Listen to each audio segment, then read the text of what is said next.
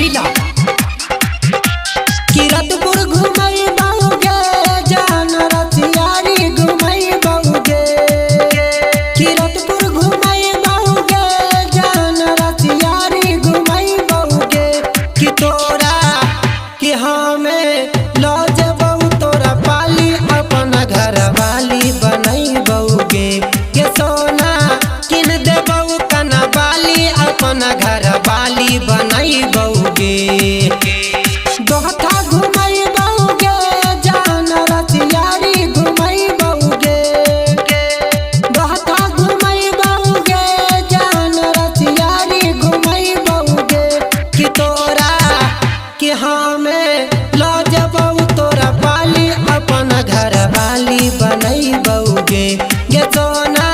किन देबऊ कना बाली अपन घर वाली बनई बहुगे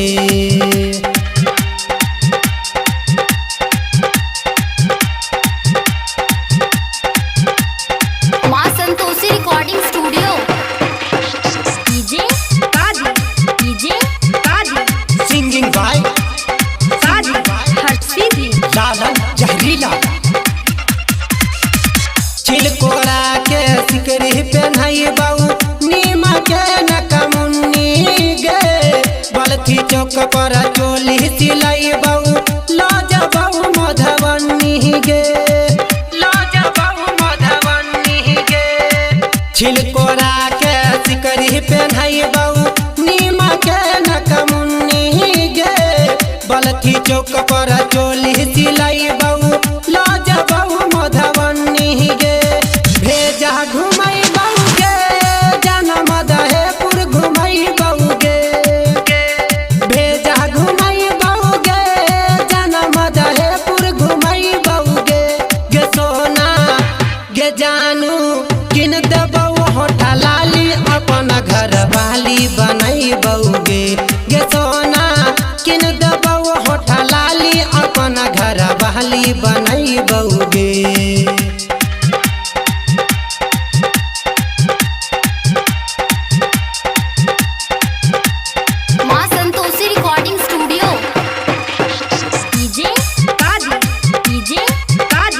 सिंगिंग बाय लालन जहरीला तेतरी तरवारा जमालपुरा हमारा जानैया पूरा जिला गे गाबै छौ ये सिमरी वाला लालन जहरीला गे लालन जहरीला गे कुबोल ढांगा अमितवा चौक पर चलैया हमारे चरचा गे गामे गामे गली गली सटलिया हमर परचा गे सगरो घुमई बहुगे जाना खूबे महजा दिलई बहुगे सगरो घुमई बहुगे जाना खूबे महजा दिलई बहुगे कि तोरा चुमला बहु हाली हाली अपन घर वाली बनई बहुगे गे जानू किन देबऊ कना बाली अपन घर वाली बनई बहुगे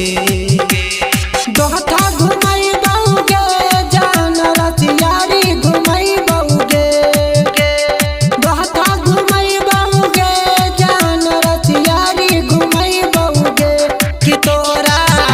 कि हमें लो जबऊ तोरा पाली अपन घर वाली बनई बहुगे गे सोना किन देबऊ